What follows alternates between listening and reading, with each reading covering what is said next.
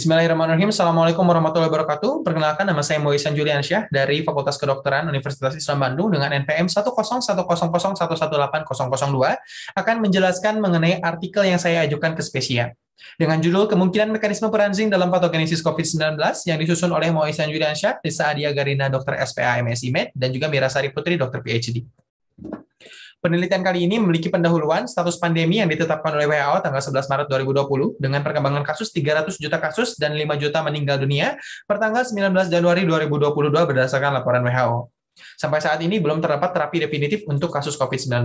Terapi yang ditawarkan ada antiinflamasi, antivirus, terapi seluler, imunoterapi, dan juga terapi suportif serta tambahan, di mana salah satu terapi tambahannya adalah zinc yang diketahui memiliki efek imunomodulator dan juga antioksidan. Di mana zinc juga terbukti telah memiliki dampak terhadap gambaran klinis pasien COVID-19. Sehingga rumusan masalah pada penelitian kali ini adalah bagaimana mekanisme peran zinc dalam patogenesis COVID-19.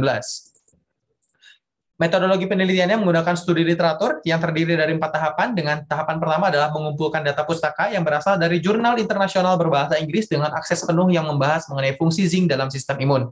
Yang kedua, mencatat, kemudian membaca, kemudian mencatat, dan akhirnya mengolah data atau mengolah bahan sampai ditemukanlah hasil serta kesimpulan yang dapat digunakan sebagai kerangka berpikir ataupun landasan teori pada saat penelitian yang lainnya.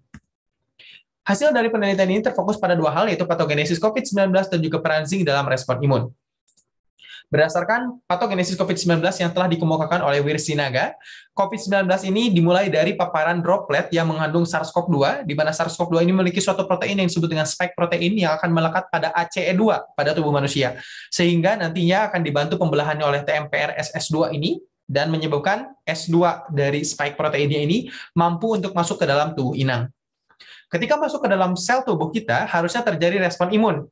Namun karena protein N serta protein protektif milik COVID lainnya ini atau SARS-CoV-2 ini menghindari respon imun tersebut sehingga mampu masuk ke dalam sel tubuh dan akhirnya bertahan hidup serta bereplikasi. Ketika replikasi terjadi, maka peradangan akan semakin parah.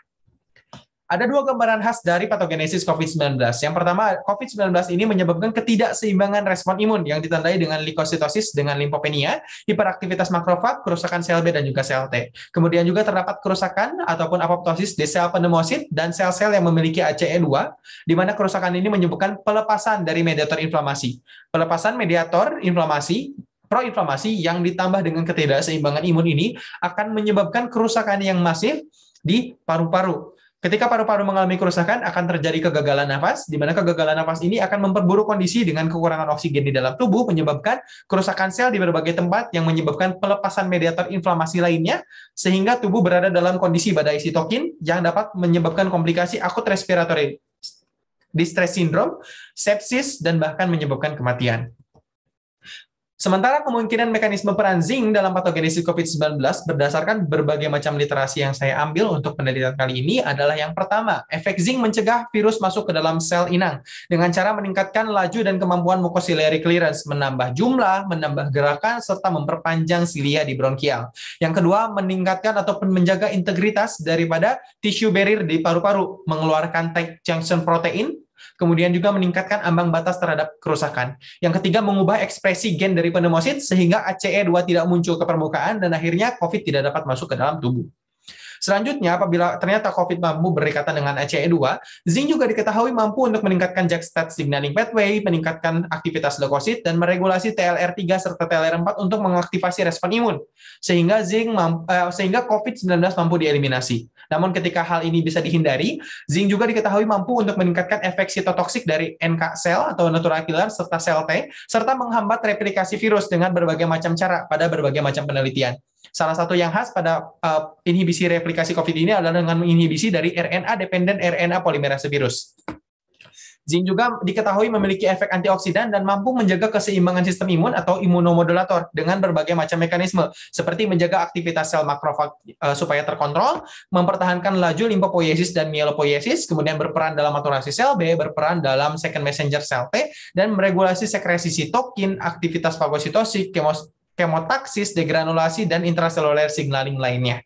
Sehingga dari data demikian, data yang telah dikumpulkan oleh saya sebagai peneliti di sini, mampu kita simpulkan bahwa zinc memiliki kemungkinan peran sebagai pencegah infeksi virus, pencegah replikasi dan mengeliminasi virus, serta menjaga keseimbangan respon imun dalam patogenesis COVID-19.